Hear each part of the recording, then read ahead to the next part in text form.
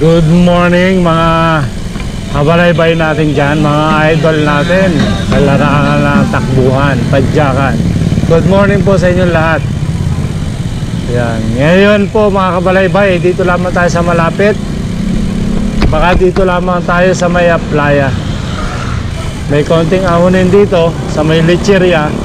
At doon lamang tayo papaikot-ikot sa bahay ni Rizal. Sa may simbahan, kukunan natin mga magagandang shot yan gamit ang ating GoPro camera. At kasama natin sa pagra-ride natin ang ating teleset. Yan. Para mabigyan kayo ng quality video. Yan yan mga kabalaybay, papalabas tayo ng Kapayapaan. Ito yung palengke ng Kapayapaan sa may Asia 1. Ayan. Good morning po sa inyo lahat mga kabalaybay.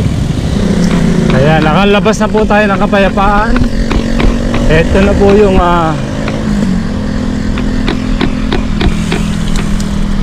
daan dito papuntang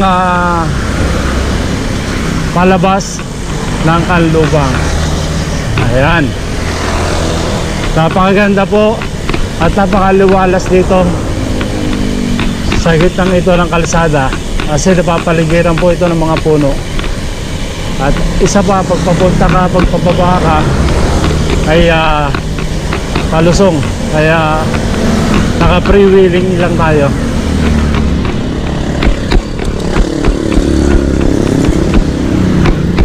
Ayan, daming tayo nakakasabay ng mga galing sa trabaho.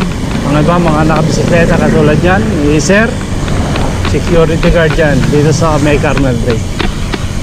Ang ganda ng umaga mga kabalaybay, napakalamig, napakaliwalas. Time check tayo, 7:15 ng umaga. Katabi ng bahay ni Rizal, ito sa gilid niya ay ang simbahan ng Kalamba. Napakalaking simbahan ng Kalamba. Ayan o. Kaya kung kayo pupunta rito, pwede nyo tong maisama at mga turista kayo ng ibang bayan, pagpunta nyo po dito sa may Calamba City, bumisita na rin po kayo dito sa simbahan ng Kalamba. Malapit lang din po yan dito sa bahay ni Rizal. Tanaw na tanaw po yan. At eto, ayan mga kabalaybay, ayun po yung bahay ni Rizal. Kung natatanaw nyo rito sa video ito, yung pong may banderang yun. Kaya iyan, katabi na. Tapos ito isang pasyalan din, isang landmark din po ng Kalamba. Yan ang banga kung saan nagre-represent yung mga barangay ng Kalamba. Nakamapa po yan dyan sa may banga yan.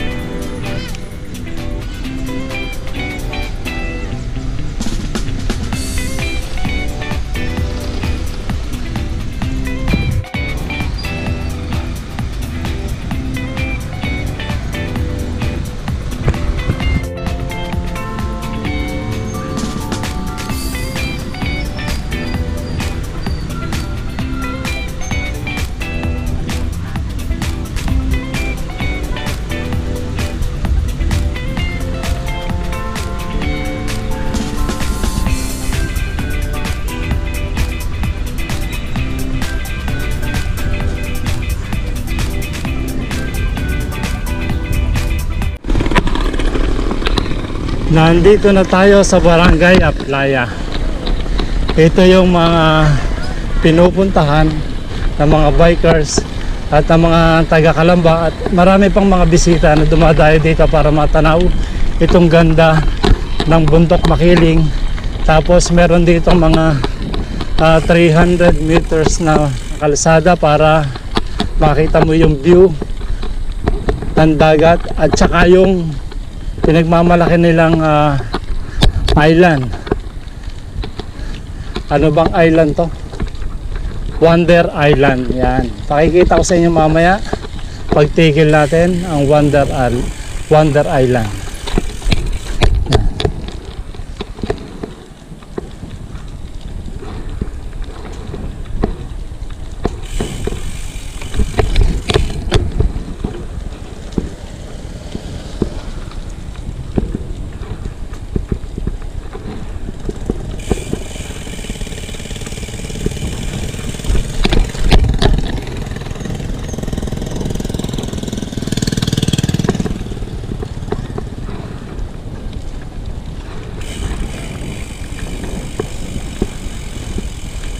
Mataas ang tubig.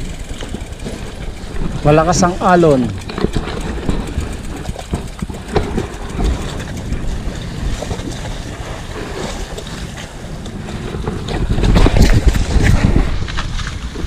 Nandito na tayo sa playa mga kabalaybay, at itong nakikita natin, ito yung bangka na pwedeng pampasahero at pwedeng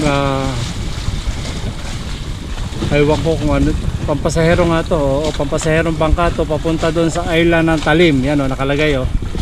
Yan, 40 pesos papunta doon sa Talim.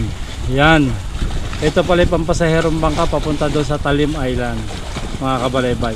At yung sinasabi ko kanina na Wonder Island yon, siguro sa isang araw pupuntahan din natin yan. Sakay tayo ng bangka at tayo ay magre-rent ng bangka dito papunta dun sa may Talim, sa may Wonder Island. Napakaganda niyan, gusto kong mapuntahan.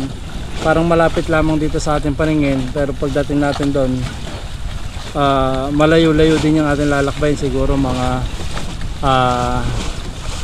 20 minutes. Pagdating doon, napakalaking isla yan mga kabalaybay. At pagharap mo naman dito sa likod mga kabalaybay, matatanaw mo naman yung bundok ng Makiling. Napakaganda ng bundok Makiling, nagpakita sa atin ang kagandahan ng bundok Makiling. Wala siyang ulap at talagang green na green. At kung kayo mapapasyal dito mga kabalaybay, meron dito mga floating cottage na naandyan. Pwede kayong kumain dyan, pwede kayong mag-relax dyan, at umorder lang kayo ng mga pagkain. May ang kalimitan dyan, in-order namin dati dyan pizza, pero maraming mga pagkain diyan na nakaabang sa inyo, na nag-iintay sa inyo. Kung kayo nagugutom at gusto mag-relax, pumunta kayo dito. Yan, mga floating cottage yan, meron dyan.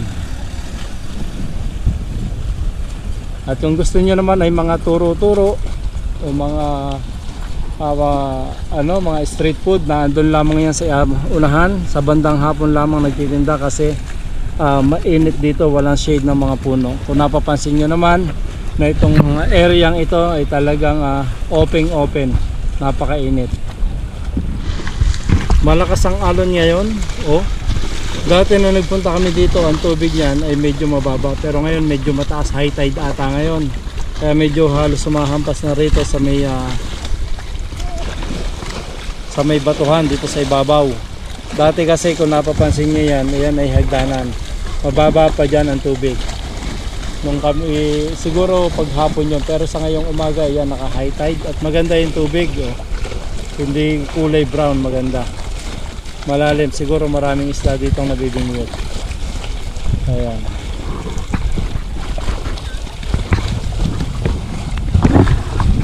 Napakaganda ng sikat ng araw mga kabalaybay. Yeah. Yan, siyempre